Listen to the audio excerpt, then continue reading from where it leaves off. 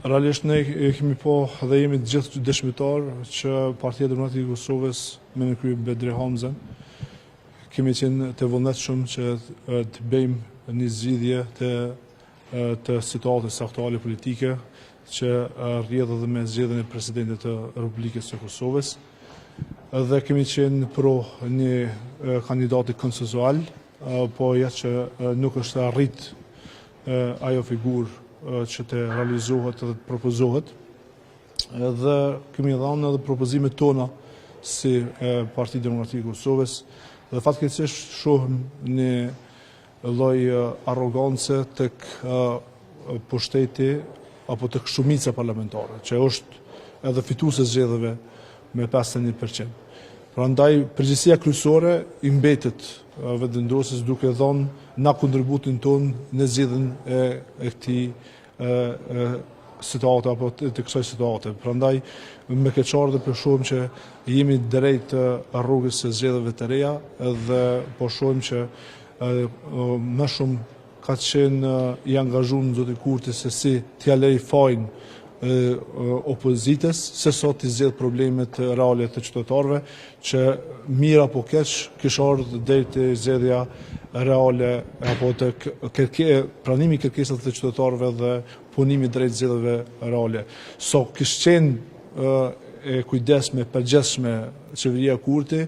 ne jemi shumë skeptik sepse kemi po qeverinë Kurti në detyrë dhe kemi po në udhëheqje dhe kemi po që realisht ka po shumë skandale, po gjithsesi ne si parti politike kemi qenë dakord që t'i japim shans Kosovës dhe votuesve të 28 dhjetorit që të jetësoj platformën pavarësisht pse ne nuk jemi pjesë e qeverisë.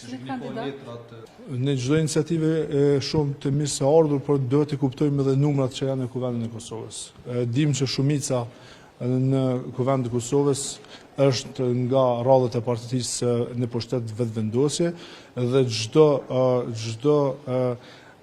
kandidat apo hyrje në garë është realisht edhe nuk është unifikim i Kuvendit të Kosovës apo i përfaqësimit të partive politike në Kuvendin e Kosovës. Prandaj sigurisht që fituesi dihet dhe kemi pastaj një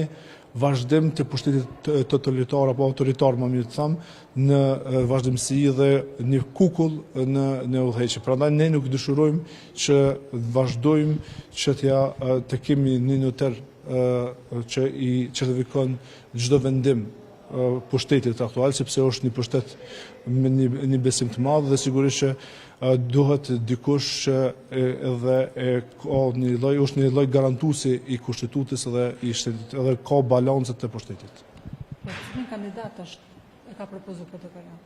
Partia Demokratike e Kosovës nuk ka ardhur deri tek propozimi i asnjë kandidature. Ne kemi kandidat të mjaftueshëm, por derisa nuk ka një pajtueshmëri